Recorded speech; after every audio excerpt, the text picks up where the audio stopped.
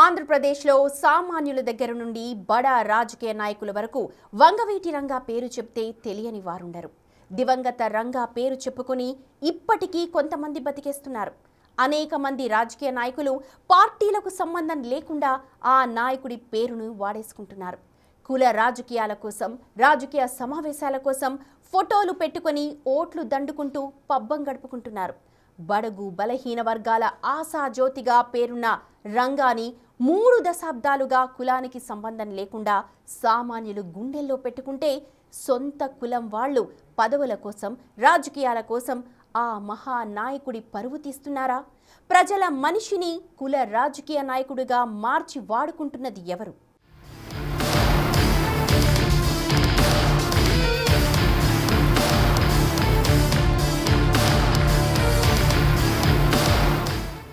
ఉమ్మడి ఆంధ్రప్రదేశ్లో, ముఖ్యంగా బెజవాడ రాజకీయాల్లో వంగవీటి మోహనరంగా పేరు తెలియని వాళ్లు బహుశా 3.5 దశాబ్దాల క్రితం నుండి ఇప్పటి వరకు ఉండరేమో. బడుగు బలహీన వర్గాల నాయకుడిగా, కష్టాల్లో ఉన్న ప్రజలకు కనిపించే దేవుడిగా, రాజకీయాల్లో కులాన్ని కాకుండా మనుషులను శక్తిగా మార్చుకున్న నాయకుడిగా, బెజవాడ బెబ్బులిగా వంగవీటి మోహనరంగాకు పేరుంది.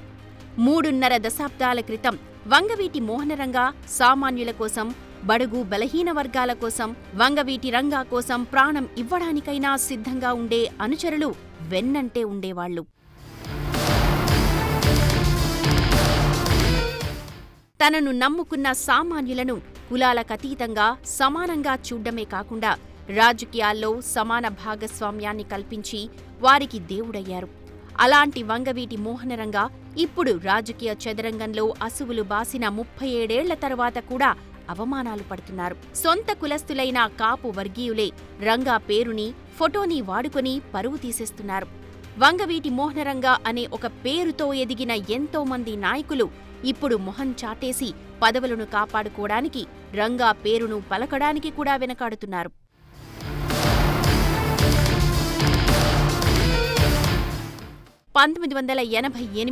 డిసెంబర్ 26వ తేదీన వంగవీటి మోహనరంగా బెజవాడలో దీక్ష చేస్తూ హత్యకు గురైనప్పుడు ఉమ్మడి ఆంధ్రప్రదేశ్ వ్యాప్తంగా అల్లర్లు జరిగాయి. హత్య తరువాత వంగవీటి రంగా ఎంతో మందికి దేవుడయ్యారు. రాజకీయ నాయకులకి మహానేత అయ్యారు. కుల రాజకీయాలు చేసేవారికి తమవాడయ్యారు. వంగవీటి మోహనరంగా చనిపోయిన తరువాత ఈ 37 సంవత్సరాల్లో అన్ని రాజకీయ పార్టీలు రంగాను సొంతం చేసుకునే ప్రయత్నం చేశాయి. బడుగు బలహీన వర్గాల ఆశాజ్యోతిగా పేరు ఉన్న రంగాను కాపు సామాజిక వర్గ నేతగా మార్చేశారు. రాజకీయ పార్టీ ఏదైనా కాపు నాయకుడు ఎన్నికల్లో నిలబడితే వంగవీటి మోహనరంగా ఫోటో పోస్టర్లలో, బ్యానర్లలో ఖచ్చితంగా కనిపిస్తుంది. వంగవీటి మోహనరంగా కాపు కులానికి ఐడెంటిటీగా మారిపోయారు. రంగా చనిపోయి 37 ఏళ్లు గడిచిన తరువాత కూడా నేటికి కాపు సామాజిక వర్గాలలో రంగా ఇమేజ్ మచ్చుకైనా పోకుండా ఉంది అంటే రంగా స్థాయి ఎంత ఎత్తులో ఉందో అర్థం చేసుకోవచ్చు.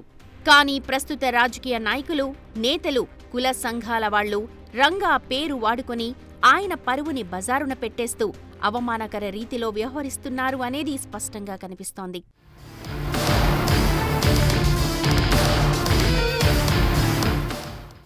ఉత్తరాంధ్రలో రాధా రంగా రాయల్ అసోసియేషన్ పేరుతో గత 5 ఏళ్లుగా కాపు నాడు కార్యక్రమాల నిర్వహణ జరుగుతూ వస్తోంది. బడుగు బలహీన వర్గాలకు చెందిన నాయకుడిగా వంగవీటి మోహనరంగాను ప్రొజెక్ట్ చేస్తూ కాపు యువతను ఆకర్షించి నాయకులు పబ్బం గడుపుకుంటున్నారు అన్న విమర్శలుస్తున్నాయి.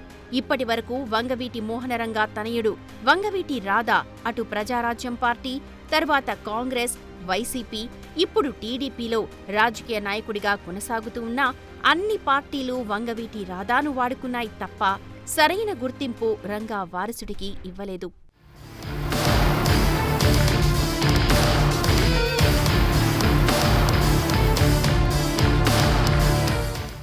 వైసీపీ నుండి టీడీపీలో జాయిన్ అయిన వంగవీటి రాధాను కాపు సామాజిక వర్గ ఓటర్లను ఆకర్షించేలా 2024 ఎన్నికల్లో వాడుకున్నారు తప్ప ఎలాంటి పదవి ఇవ్వకుండా కాలం గడిపేస్తున్నారు అన్న టాక్ నడుస్తోంది. రాజకీయంగా వంగవీటి రంగా ఫ్యామిలీలో ఎలాంటి అలజడులు వస్తున్నాయో బయటకు తెలియకపోయినా వంగవీటి రాధ రాజకీయాల్లో ఇనాక్టివ్గా ఉండడంతో వంగవీటి కుమార్తె ఆశాజ్యోతి వంగవీటి రంగా ఆశయ సాధన కోసం పనిచేస్తాను అనంటూ తెరమీదికి రావడం ఇప్పుడు ఆంధ్రప్రదేశ్లో కాపు సామాజిక వర్గాల్లో హాట్ టాపిక్గా మారింది. ఆశాజ్యోతి ఏ రాజకీయ పార్టీలో చేరుతారు అనేది స్పష్టత లేకపోయినా వంగవీటి ఫ్యామిలీ నుండి మరొకరు రాజకీయాల్లోకి అడుగు పెడతారు అని తెలియడంతో మళ్లీ రంగా ఇమేజ్ను ముక్కలు ముక్కలుగా చేసి పంచుకునే ప్రయత్నం చేస్తున్నారు రాజకీయ నేతలు.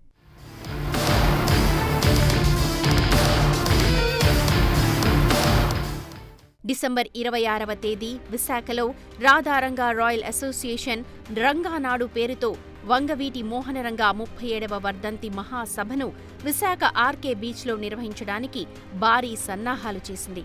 పార్టీలకు సంబంధం లేకుండా అన్ని రాజకీయ పార్టీలకు చెందిన కాపు సామాజిక వర్గ నాయకులతో పాటు ఇతర ప్రముఖులను కూడా ఈ బహిరంగ సభకు ఆహ్వానించడంతో పాటు వంగవీటి రంగా కుమార్తె ఆశాజ్యోతిని ముఖ్య అతిథిగా పిలవడంతో విశాఖలో జరిగే భారీ బహిరంగ సభకు హైప్ వచ్చింది.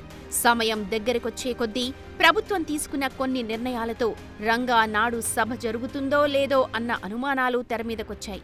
ముందుగా అనుమతించిన ఆర్కే బీచ్లో సభకు అనుమతులు రద్దు చేశారు. తర్వాత పాక్ హోటల్ సమీపంలో సభ నిర్వహణకు అనుమతిచ్చి ఎలాంటి ఒత్తిళ్లు వచ్చాయో తెలియదు కానీ అక్కడ కూడా అనుమతులు రద్దు చేశారు. చివరకు ఆఖరి నిమిషంలో ఇనార్బిట్ మాల్ సమీపంలో రంగా నాడు సభ నిర్వహణకు అనుమతి ఇవ్వడంతో రాధా రంగా రాయల్ అసోసియేషన్ చకచకా ఏర్పాట్లు చేసుకుంది.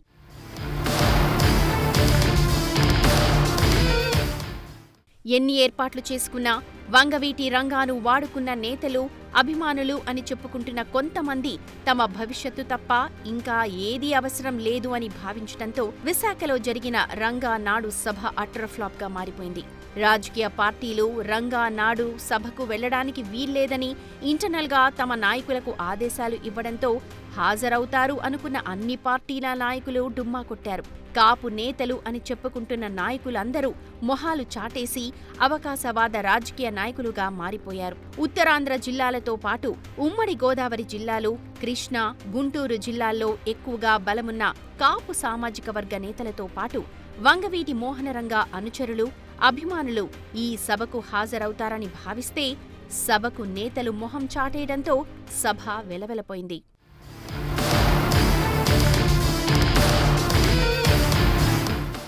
కొంతమంది కావాలనే వంగవీటి మోహనరంగా ఇమేజ్ను డ్యామేజ్ చేయడానికి అభిమానులను, అనుచరులను, నాయకులను రాకుండా చేస్తున్నారు అన్న విమర్శలు తెరమీదకొచ్చాయి. స్వయానా వంగవీటి రంగా కుమార్తె ఆశాజ్యోతి రాజకీయ పార్టీల తీరు మీద తీవ్రస్థాయిలో సభా వేదిక నుండే విమర్శలు చేశారు.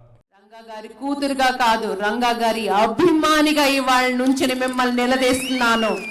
ఎప్పుడు పెడతారు రంగా గారి పేరు? కొన్ని అరాచక శక్తులు ఈ సభ ఎక్కడ సక్సెస్ఫుల్ అవుతుందేమో అని అధికారాన్ని అడ్డు పెట్టుకుని ఈ సభని 3 సార్లు వేరే వేరే లొకేషన్స్కి మార్చారు. అలాగే వచ్చే జనాల్ని భయపెట్టారు రాకూడదని చెప్పి. నేను ఒకటే చెప్తున్నాను, రంగా గారి అభిమానుల్ని ఎవ్వరు భయపడలేరు. మా రాధా రంగా మిత్ర మండలిని ఎవ్వరూ భయపెట్టలేరు. అర్థం చేసుకోండి. ఒక్కళ్ళని భయపెడితే 100 మంది లేచి వస్తాం. గుర్తుంచుకోండి, మా ధ్యేయం రాధా రంగా మిత్ర మండలి ఎలాంటి వర్గ పోరాటం కోసం రాలేదు, మంచి పని చేయటం కోసం వచ్చాము. రంగా గారి పేరు ముందు తీసుకెళ్ళటానికి వచ్చాము. దీంట్లో అడ్డమైన పాలిటిక్స్ చేస్తే మేము ఊరుకునే లేదు. అది మీరు గుర్తుంచుకోండి. దీన్ని బట్టి చూస్తే వంగవీటి రంగాను రాజకీయంగా వాడుకోవడానికి తప్ప కాపు సామాజిక వర్గం నేతలు, రాజకీయ నాయకులు ఎవరూ ముందుకు వచ్చే పరిస్థితి లేదు అని స్పష్టంగా అర్థమవుతోంది. దీనికి తోడు వంగవీటి ఆశాజ్యోతి వైసీపీకి అనుకూలంగా వ్యవహరిస్తున్నారు అని కూటమి పార్టీల నాయకులకు అనుమానం రావడంతో రంగా నాడు కార్యక్రమంలో పాల్గొనకుండా ఉండేలా ఇంటర్నల్గా ఆదేశాలు ఇచ్చారన్న గుసగుసలు వినిపిస్తున్నాయి. 1,00,000 మంది రంగా నాడు సభకు హాజరవుతారని భావించిన నిర్వాహకులు 1,000 మంది కూడా హాజరు కాకపోవడంతో డీలా పడిపోయారు. మరి ఇప్పటికైనా వంగవీటి రంగా వారసులుగా రాజకీయాల్లోకి వచ్చిన వంగవీటి రాధా రాజకీయాల్లోకి అడుగు పెట్టాలి అననుకుంటున్న ఆశాజ్యోతి ఎలాంటి నిర్ణయాలు తీసుకుని రంగా ఇమేజ్ను ఎలా ముందుకు తీసుకువెళతారో చూడాలి.